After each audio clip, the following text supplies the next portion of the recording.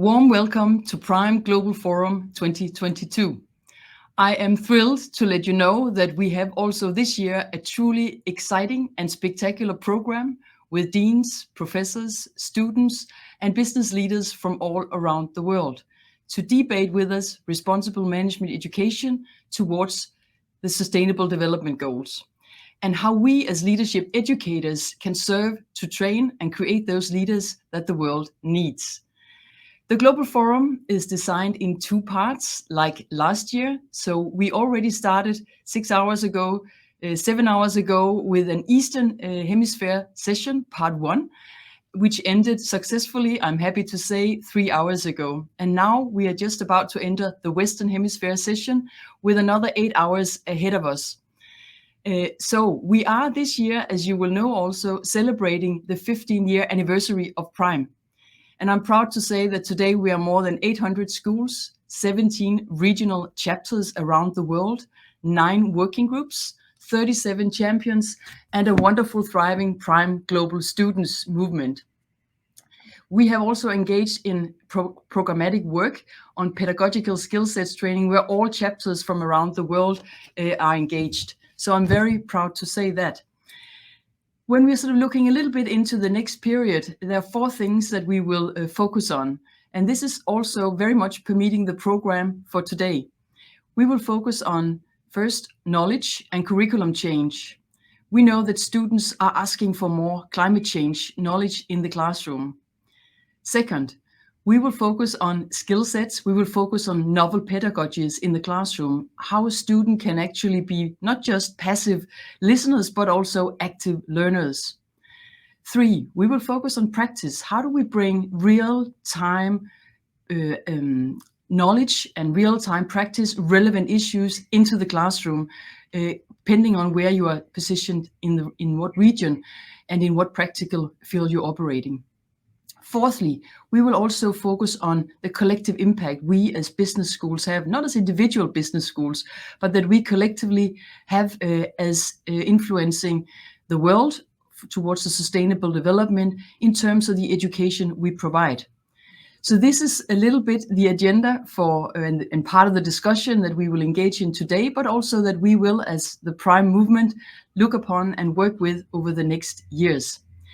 And I'm also proud here to say that we have just been notified, and we will have a press release out today, that the Economics of Mutuality Foundation has granted Prime with $1 million to actually build a technological platform for us where we can become truly knowledge exchanging, where we can have our SIP report and use this platform as a space where we can not just store, but where we can also exchange knowledge. So I'm very happy to announce that here today.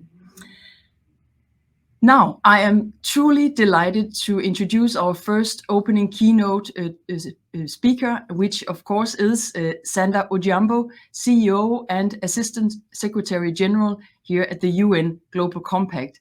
And as you will know, Sanda has, for the past 2 years, been working systematically to support Prime, and we have been very much engaged in the UN Global Compact strategy, which I think is also very visible in some of the action that we are about to roll out right now. So a warm welcome to you, Sanda. Great. Excuse me. Thank you, Mette. And first of all, congratulations on this convening. Great to hear, as you said, you just brought to close your Eastern Hemisphere convening, and now embarking on, 8 or so hours forward of this group that you have here. So dear distinguished guests and colleagues and friends, Prime community, we've just come out of 2 days, well, actually 24 hours of convening of the UN Global Compact Leaders Summit. And it's fresh in our minds, and it's really great to take that experience and now dive into your 2022 Virtual Prime Global Forum. As I reflect on the last 2 days, one of the biggest discussion points we had in the Leaders Summit is how quickly the world is changing, and how the policies, the tools, and the frameworks and the decision-making models that many business leaders use to get us here aren't always fit for purpose for us to move forward with. Couple that with the fact that survey after survey in these recent times says that consumers, employers, and others are expecting a lot more from business leaders. They're expecting more business leaders to speak out more, to address social issues, to demonstrate more credibility and more transparency.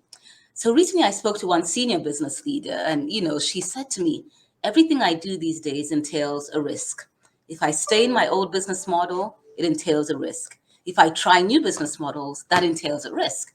And she said that was never like that before. There was a level of certainty that frameworks, decision-making models brought about. So I said to her, so where do you get your guardrails? Where do you find your decision-making compass? And her response to me was from principles. Principle business, such as the Global Compact principles and other tools that are really grounded in, a moral compass. For me, this is a deep reflection point because it leaves me to ask the question, where does this leave business leaders today? What are the rule books that they can use? But more importantly, what opportunities does this, this particular moment in time present for Prime? And Mette, as you've said, the last 2 years have been transformative for Prime. I've witnessed definitely the dedication, the drive of Prime led by yourself and the academic community that you marshal to really scale up, to grow and engage around the key global challenges. And as you've just said, I think the potential for collective impact in response to all of the opportunities is truly going to be a game changer. Delighted to see an even stronger commitment to the Prime principles and the SDGs from so many of you, to see the desire to address collectively issues around climate change and other important elements. Today, we celebrate 15 years of Prime as an initiative that was established by the Global Compact and its academic stakeholders way back in 2007, with the aspiration then to truly address the need for systemic change in business and management education. And how apt was that? Because today, in the time of multiple global crises, it's very clear that we do need a new rule book. And so higher education, is a key lever for delivering on the Sustainable Development Goals. The mindset, the skill sets, the tool sets, and the capabilities needed are really critical for current, actually, and future generations.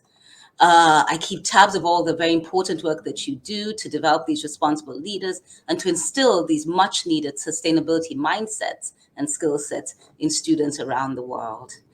Today's students, obviously, someday will be heads of companies, heads of government, policymakers, leading organizations, or actually what I think is most exciting, questioning what organizations do. And that's why I think that higher education institutions are the perfect places to begin that sensitization so that we can have leaders and citizens who are asking the right questions and challenging all of us to raise our moral compass and do good for society. Looking at the SDGs, which are very critical at this juncture in time, it's very clear within the UN and outside of the UN that the private sector must be part of the solution. All discussions over the last couple of years and months, I was also in Davos recently, it was very clear that private sector must bring to bear, innovation, a dialogue around policymaking with government, technologies, speed to market, leveraging financing, catalytic action. So it's very clear there's a clear expectation that business can and should deliver on this societal transformation.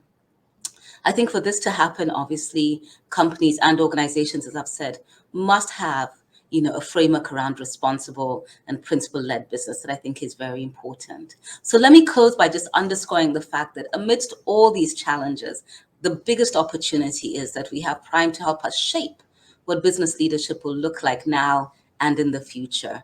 It's a huge task, but I'm very sure that with the network that we've already built, with the stellar group of academicians that we have, and with the very broad mindset around this transformation, we're certainly on the way to creating a sustained collective impact around business and responsible business education.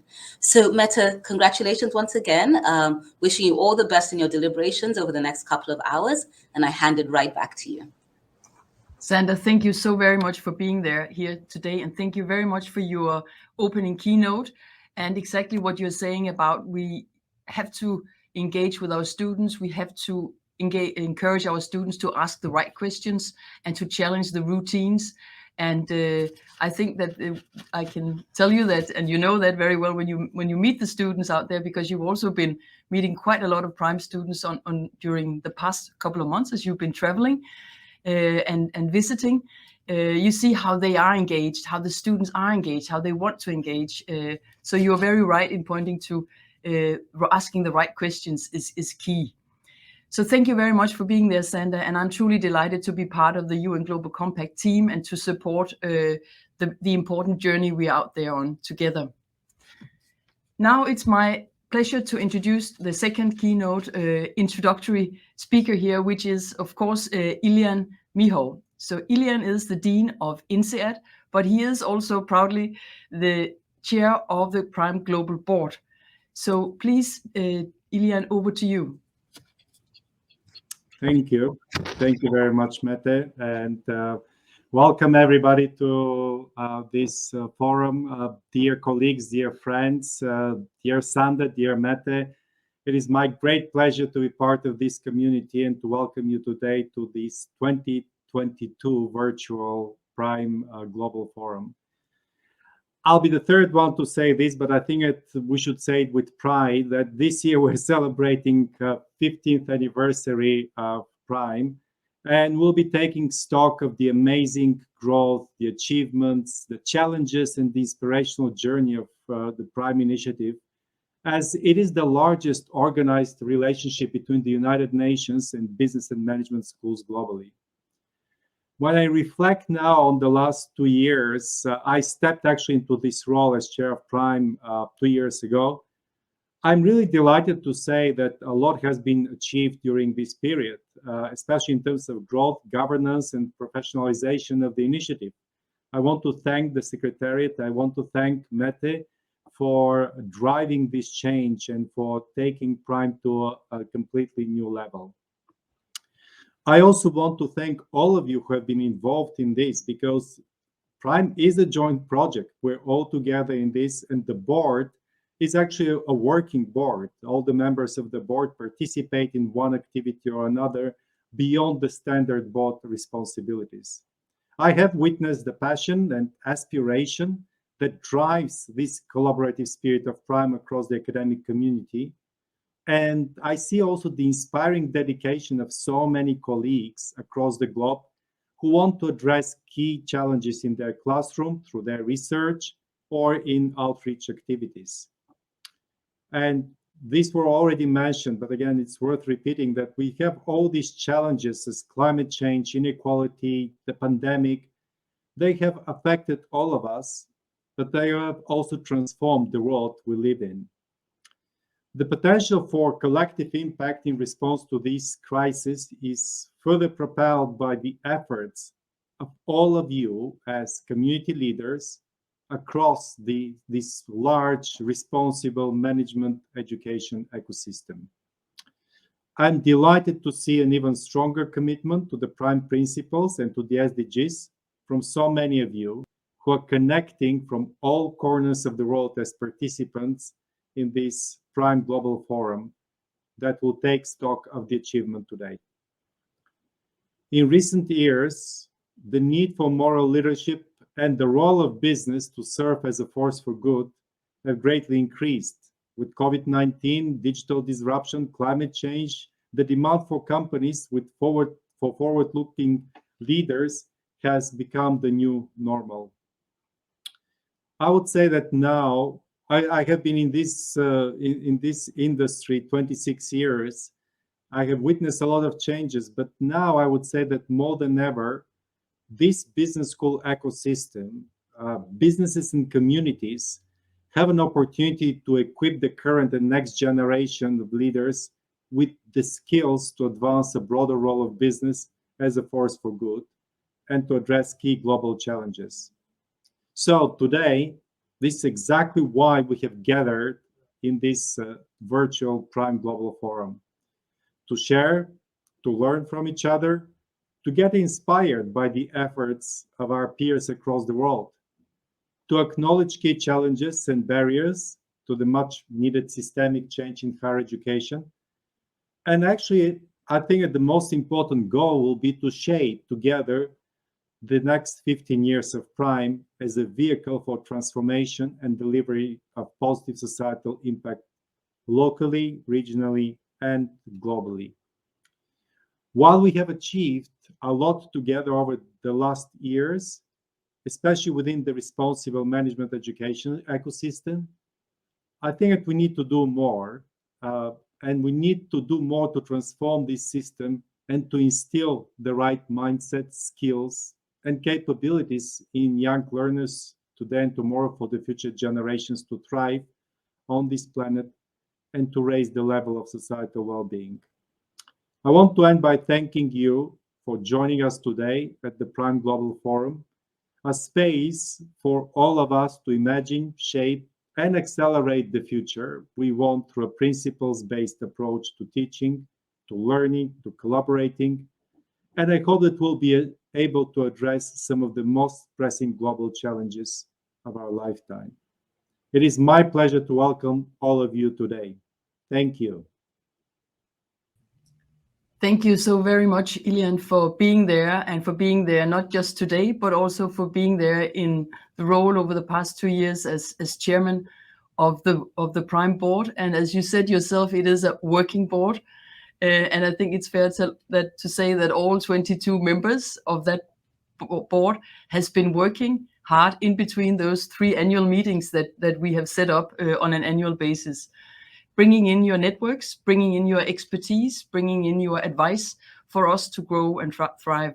So thank you very much for that, Ilian, and also for your call to action that we need to do more.